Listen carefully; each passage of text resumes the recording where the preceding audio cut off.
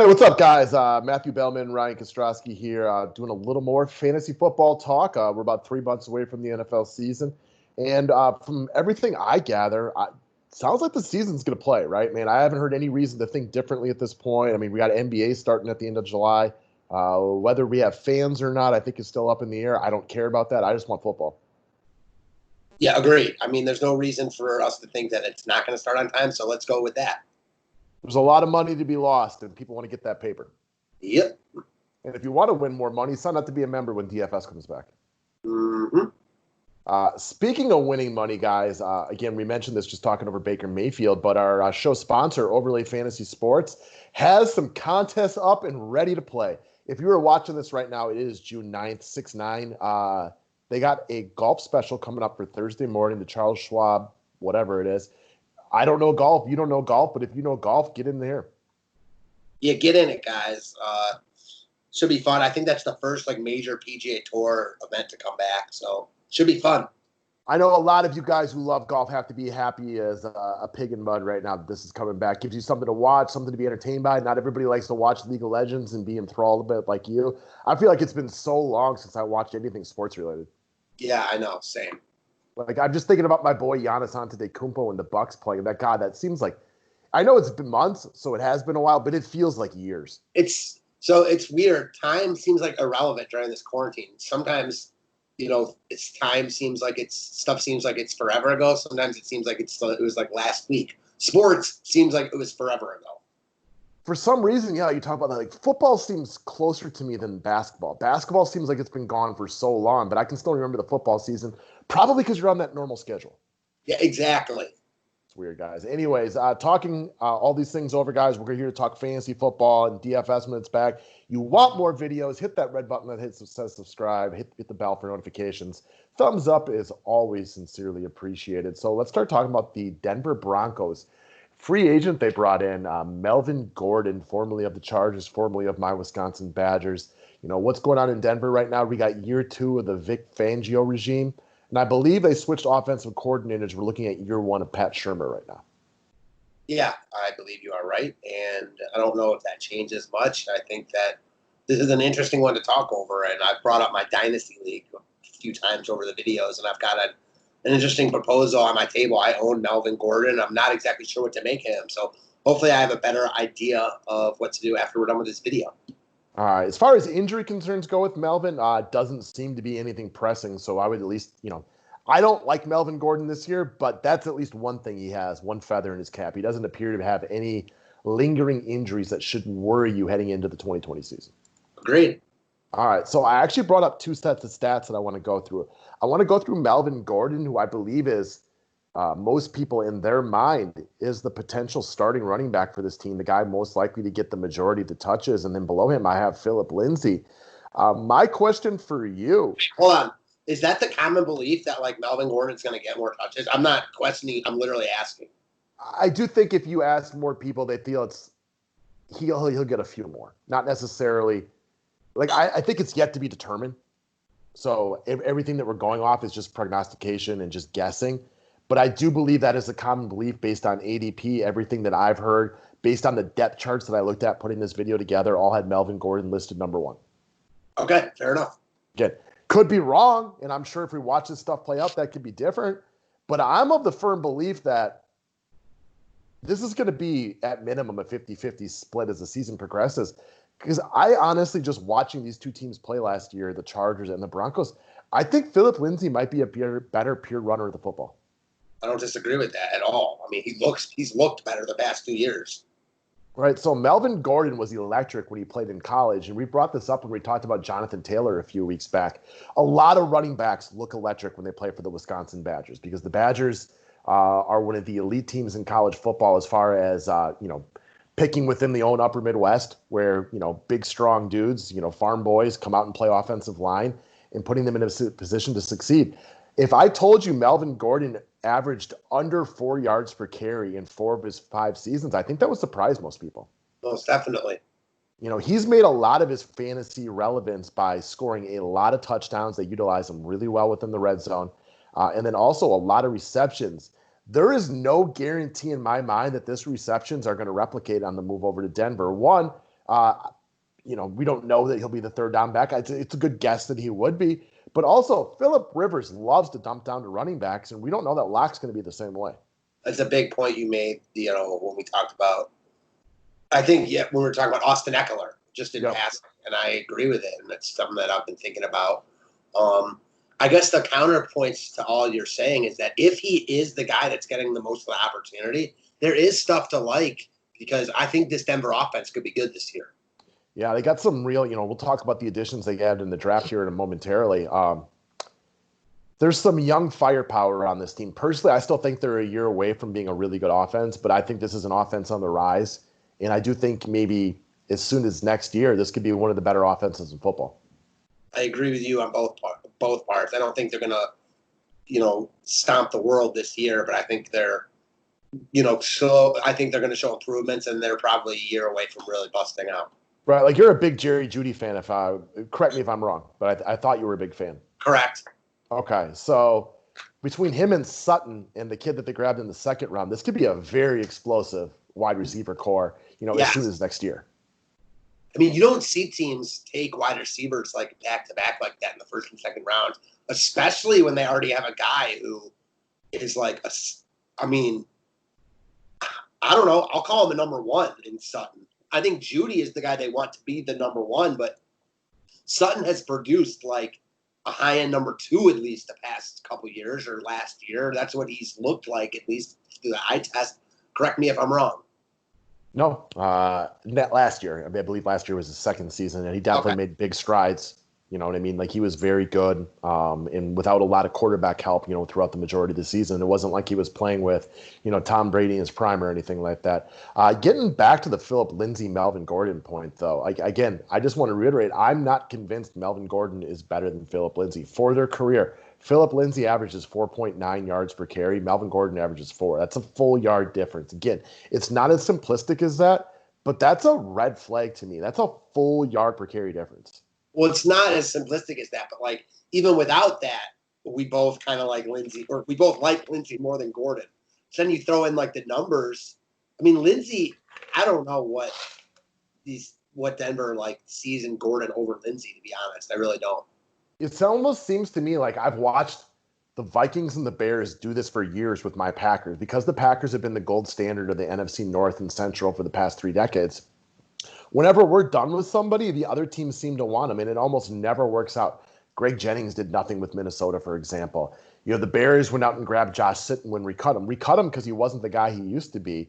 And then, again, he wasn't very good for Chicago or anything like that. So it felt like that to me. I'm not saying that's what it is, because I clearly don't know. I don't have any inside connections right here. But that's what it felt like to me. They were just taken away from the Chargers just to take away from them. Yeah, I mean, it was already like if Royce Freeman was already like a pest for Phillip Lindsay, now like that pest has grown big time for Lindsay. Well, yeah, and is it Phillip Lindsay's the pest? Yeah, because the thing about Gordon also, and I haven't mentioned this yet, is they're paying him. Yep. Who knows how long they'll be there for, but they paid him like not a ton of money, but like good money, Absolutely. And Royce Freeman is still on the team. Now, again, Freeman's clearly saddled back in the number 3 part of the depth chart for this one. But he's not terrible. He's not really, really good. I'm not trying to sit here and tell you guys Royce Freeman's going to be the lead back or anything like that. But he's not god-awful. So I expect it to be a 2-man, sharing system right here. It's not impossible to think that if Freeman gets a hot hand 1 or 2 games, that he could eat into these guys. No, not at all. I mean, assuming he makes the roster, agreed. I think if I were to watch anything throughout the preseason with these guys, at least what we get out of preseason, I want to know who is the guy getting the majority of the touches within the receiving game. Melvin Gordon has 40-plus catches in 4 straight years, but Phillip Lindsay's got 35 catches in each of his first 2 seasons. He wasn't perfect with them or anything like that, but he is a capable pass catcher. So this is one I want to watch closely, and if it looks like it's forming to be more of a bell cow situation for Melvin Gordon, I will temper my negativity on him, although there is far from any guarantee we're going to get any kind of news about that. Agreed. So moving along the line, as far as additions made to the offense this year, we already mentioned they drafted Jerry Jeudy in the wide receiver in the first round. They went out and drafted wide receiver KJ Hamler. What do you know about him? He is a speed burner. He played for Penn State, so familiar because he played in the Big Ten. one of the fastest receivers in the draft. I mean, this kid has jets. So there's a reason that they took a wide receiver in the first round. Judy fell into their lap, and then they doubled it up with a guy like with a complete opposite skill set. Judy is like one of the best route runners to come out in a long time. He's a physical guy that gets down, that can do a lot of things. Hamler is the burner that's going to get straight downfield. All right, so that's another thought. They have 3 young wide receivers. So I do think a lot of how the Broncos play out this season is going to depend on how their defense plays. If they're in a lot of close games, I do expect them to want to pound the rock. If the defense is playing well, if Von Miller is out there balling like a potential defensive player of the year candidate type of things, I would expect them to play a lot more heavy on the running game. However, if, let's say the Broncos defense is not playing well, they might get into a lot of throwing them, and which is another example where I want to know who's getting the pass receptions and another potential hit to Melvin Gordon. The Broncos are also another team, like we talked about Baker Mayfield in the sophomore slump. I could see Drew Lock, being much better next year than this coming year.